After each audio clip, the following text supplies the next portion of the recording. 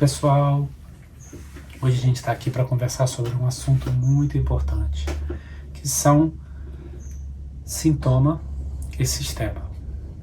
São duas palavras que é muito importante nós, terapeutas, ficarmos atentos, sempre com um olho no sistema e com o outro olho no sintoma. E o tema de hoje da nossa conversa sobre sintoma e sistema é sintoma dos filhos. Quando os nossos filhos têm algum sintoma de saúde, sintoma emocional, como a gente olha para esse sintoma? Como é que a gente pode olhar para esse processo do filho, que está passando por algum processo de adoecimento, por alguma questão emocional e às vezes questões físicas, de saúde mesmo.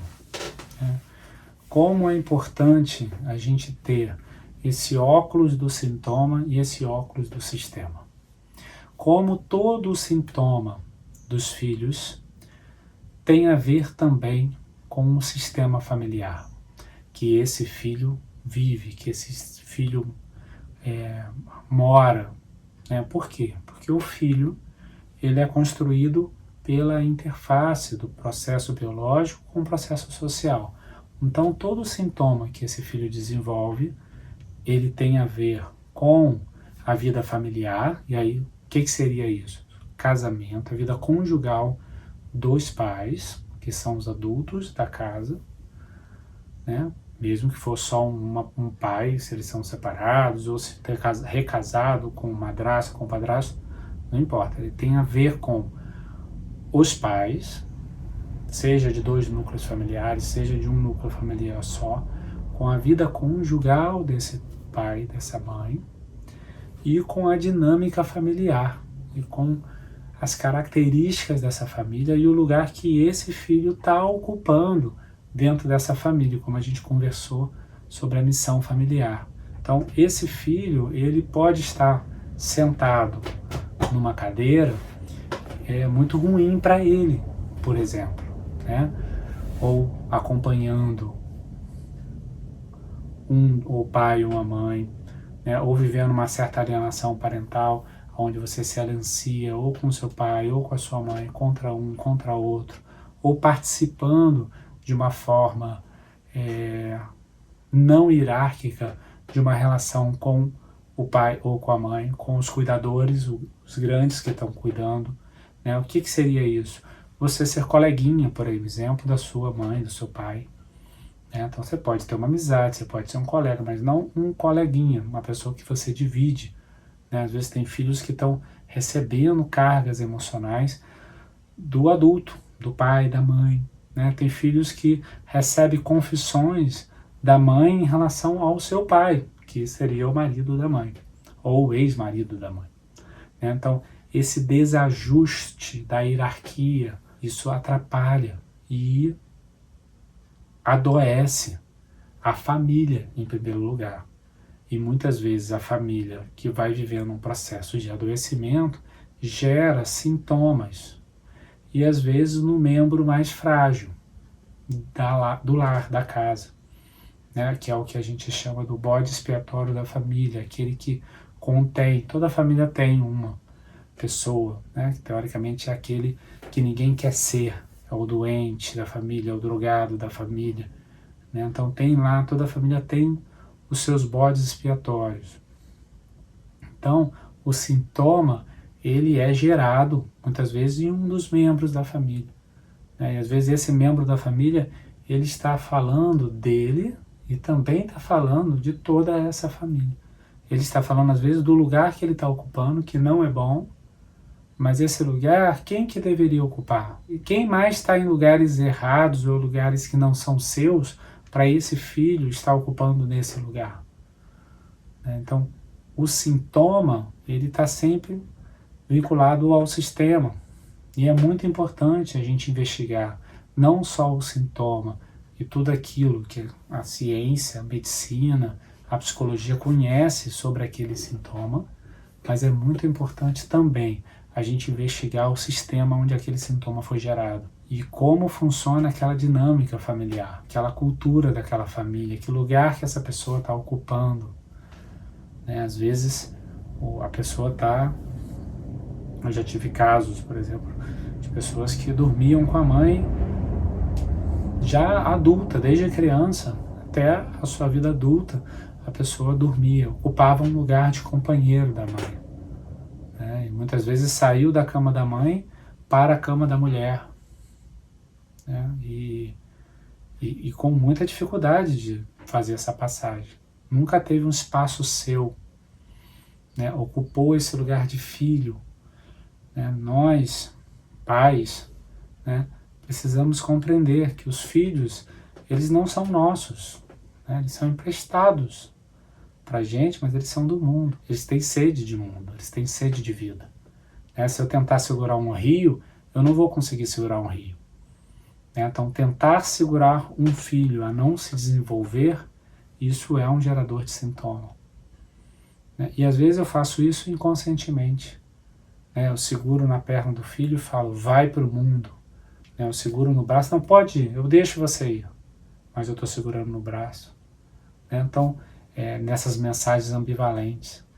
Mas como é que eu faço então para permitir meu filho a se desenvolver, a ir para o mundo, respeitar o ciclo e o processo emocional de cada ciclo da vida do meu filho? Só existe uma forma, você achar o seu lugar, você se encaixar no seu lugar, você ter essa consciência de que o lugar que é o seu, porque para você permitir que o outro dê a passagem, você também precisa dar essa passagem.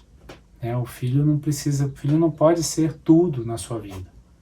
O filho é uma parte importantíssima da nossa vida, mas tudo é muita coisa para o filho ser. Então, e muitas vezes o filho vai ocupando esse lugar dentro do núcleo familiar, um lugar às vezes hierárquico acima, um lugar de quem está cuidando. Eu me lembrei uma vez que eu fui na rodoviária Novo Rio esperar um amigo e eu comprei um jornal e dentro do jornal tinha 2 álbuns do Homem-Aranha.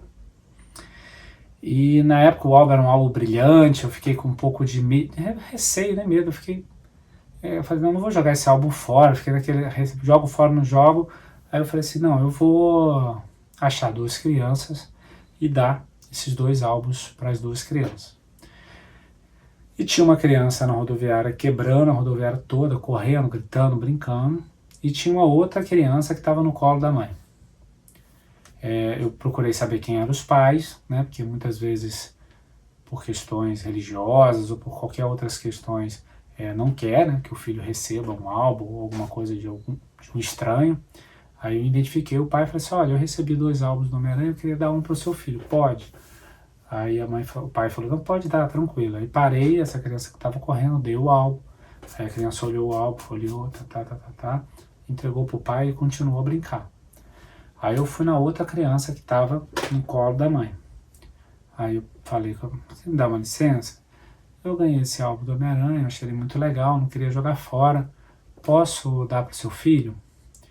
Aí ela olhou para mim assim e falou assim, pode. Aí eu dei. Quando eu dei o álbum, o menino pegou o álbum, deu um pulo do colo da mãe, pulou 3 cadeiras e sentou na 4ª cadeira e ficou vendo o álbum do Homem-Aranha devagar.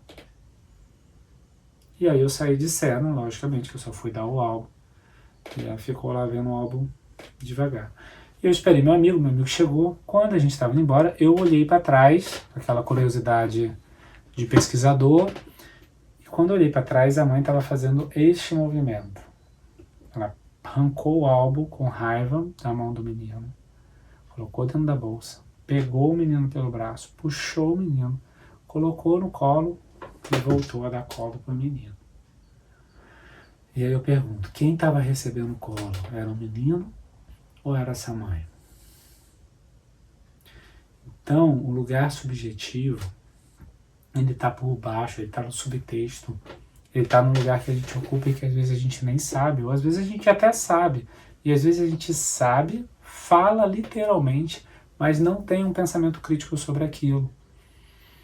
Não paro para refletir o que significa aquilo de forma real e concreta na vida desse filho. Então, todo sintoma de filho tem a ver com um sintoma familiar também.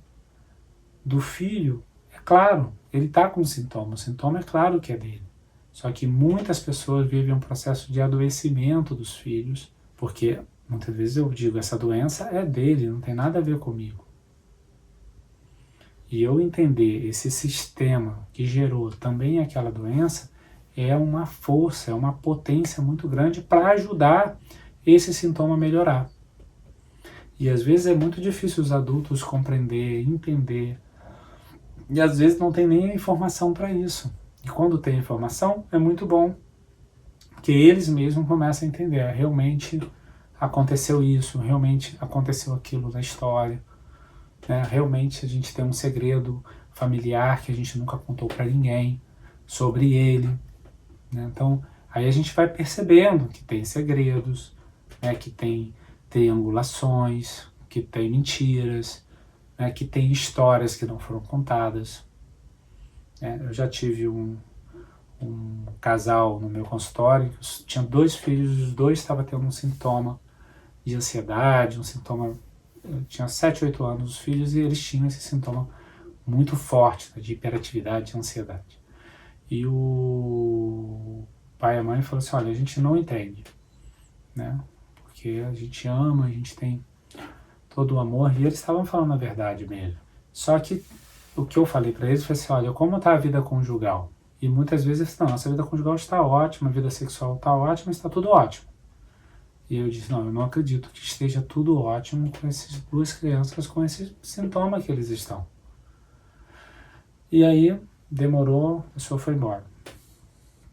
Passou muito tempo, passou uns 5 anos, o casal volta, e quando eles voltam no meio de uma crise brava conjugal, uma ferida aberta, né, onde se descobriu coisas que já estavam acontecendo naquela época e que não era dita, não era falada, e que estava velada. Então, o fato de estar velado, o fato de estar escondido, o fato de estar no subtexto, não significa que não está acontecendo. E não significa que os filhos não captam isso. Como eu já disse, o filho, ele é uma tomografia computadorizada ambulante. Ele saiu há muito pouco tempo da vida intrauterina, onde ele foi treinado a ser somatosensorial, a perceber o campo, a perceber. Ele pode não ter a organização mental do que está acontecendo, mas ele capta a possibilidade, a disponibilidade, a indisponibilidade, a mentira, a verdade. Logicamente ele não capta tudo, mas alguma informação chega até ele que tem alguma coisa estranha. E ele percebe, sente, lê como criança. E se esses adultos não estiverem para organizar isso internamente dessas crianças, eles não conseguem processar, eles não conseguem ter uma compreensão do que está acontecendo. Então, sintoma de filhos tem a ver com o sintoma e com o sistema. Sintoma adulto tem a ver com o indivíduo, que é o sintoma que está no próprio indivíduo, e com o sistema, que tem a ver com os processos sociais, com o núcleo familiar. Isso não é separado de forma nenhuma. Isso já foi muita discussão dentro do campo da psicologia e da ciência sobre essa separação. Mas hoje já compreende esse entrelaçamento. Então é muito importante a gente investigar, compreender, não só cuidar da pessoa que está com um sintoma. E muitas vezes eu estou no meu consultório com o meu paciente individual, ele está com um sintoma, ele mora com os pais, né? E muitas vezes eu preciso indicar os pais para uma terapia de família, para uma terapia conjugal. Eles podem não ir e não querer ir, e isso não inviabiliza o trabalho individual com esse meu cliente, que está morando dentro daquela família, que está vivendo aqueles processos e aquele ciclo na família. Mas eu sugeri, né? Eu dei a informação, né? E o outro tem todo o direito de agarrar ou de negar, por possibilidades internas ou por impossibilidades internas. Mas é importante dar a informação, reconhecer, né? E principalmente os sintomas que forem mais graves. né, de um grau mais elevado. Quanto mais grave, mais a necessidade de olhar também para o sistema, não só para o indivíduo. Então são lugares, é muito comum, às vezes a gente tem uma narrativa da nossa própria história, né, através das informações, através das sensações, através dessas percepções. Né, mas são muitas narrativas da nossa própria história, de outras perspectivas também, né, da própria família. Né. Isso apaga a minha própria narrativa? Não, até porque é como eu sinto. Isso é muito importante, tem que ser legitimado o meu sentimento. Se eu sinto, é o que está acontecendo comigo. Agora, nem tudo que eu sinto condiz com uma realidade. A forma, eu posso me sentir rejeitado e o outro pode não ter me rejeitado. Isso também pode acontecer.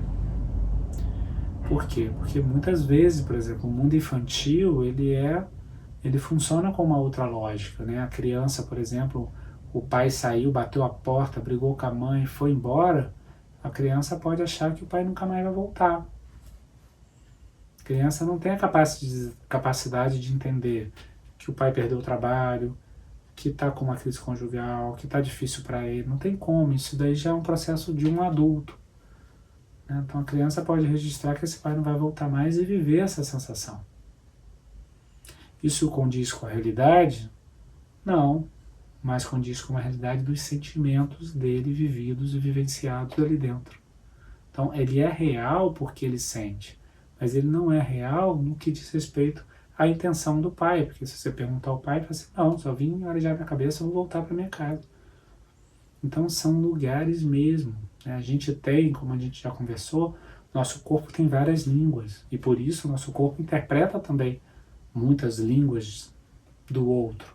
E é importante a gente compreender também que quando a gente está dentro do consultório, com os sintomas diversos, né? Se a gente pega o CID-10, o DSM-4, né? Que são o órgão que regula, né? O diálogo sobre as doenças psíquicas, você tem um mundo ali dentro. Né? Mas se a gente pensa na dinâmica dos afetos, da dinâmica das emoções, da dinâmica individual, da dinâmica familiar, né? No contexto onde você está acompanhando a pessoa, acompanhando o ciclo de vida, acompanhando a forma daquela pessoa funcionar no mundo, você realmente tem uma outra compreensão sobre aquela construção daquele sintoma. Que ele pode estar sendo construído, mas eu posso, com o tempo, cristalizar mais ainda esse sintoma, ou eu posso dissolver esse sintoma. Né? Você pode trabalhar para dissolver, ter compreensão, criar recursos para lidar com os sintomas. Você pode trabalhar em informação aos pais, principalmente quando a criança é menor, né, de idade. Como é importante o trabalho com os pais juntos. Por quê? Porque os pais estão lá o tempo todo com seus filhos. Então, se eu estou atendendo uma criança, eu tenho que estar em diálogo com esses pais. Principalmente quando tem um sintoma. Para quê? Para também dividir informações, para também ajudar a orientar esses pais, né, nesse processo. Às vezes eu vou orientar eles a fazerem uma terapia conjugal, a eles participarem de uma terapia familiar ou uma terapia individual para um especificamente, se você achar que é importante. Então, essa orientação, essa visão do sintoma e do sistema.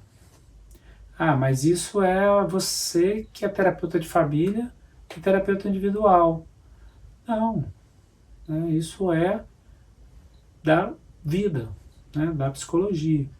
A diferença de ser terapeuta de família e terapeuta conjugal é que a gente se propõe, através de técnicas, através de perspectivas, a trabalhar com o casal e com a família. Mas ter a informação de processos da subjetividade, da construção subjetiva, da natureza humana, do desenvolvimento da criança, dos ciclos de vida desse desenvolvimento, né? De como se constrói uma doença psicossomática, seja ela já num sintoma corpóreo, né? Seja ela, quer dizer, num sintoma físico, ou seja ela num sintoma emocional, né? Essa construção dessa doença. Então, como a psicossomática, que antes se achava que a doença quando não tinha algo no corpo, não existia doença, mesmo se eu tivesse com um ataque de pânico. Então eu não era reconhecida essa doença porque era um piti que eu estava dando. Porque não estava, já tinha feito todos os exames e não tinha nada, era doença psicológica, você mandava a pessoa para casa. Hoje, todas as doenças são psicossomáticas, a psicossomática contemporânea já comprova, né, que tanta doença que é física, seja ela infartar, câncer, qualquer doença que você tiver, em qualquer especialidade que você tiver, tem a ver com o mundo emocional, a construção dessa doença. E tem a ver com o mundo emocional o processo de trabalhar a cura dessa doença, de buscar a cura, de buscar o tratamento, como cada paciente vai aderir ou não aderir, de que forma vai aderir a esse tratamento, como esse organismo vai reagir, que a gente não sabe. Às vezes a medicina segue o protocolo, e isso tem a ver com o mundo emocional. Então, o mundo emocional está presente, e é muito importante pensarmos em sintoma e em sistema. Quer vocês sejam terapeutas sistêmicos, quer vocês sejam terapeutas individuais. E se você parar e pensar, vários pais, né, criadores de perspectiva de terapia individual, onde não olhava muito para o social, eles refletiam também sobre questões sociais e pensavam também, só que eles se dedicaram muito, às vezes, aos processos biológicos, porque não dá para se dedicar a tudo. Então eles estão olhando uma perspectiva. O Criador se volta para uma criatura, porque não dá para se voltar para 10 criaturas. A gente finaliza aqui a nossa conversa de hoje sobre sintoma e sobre sistema.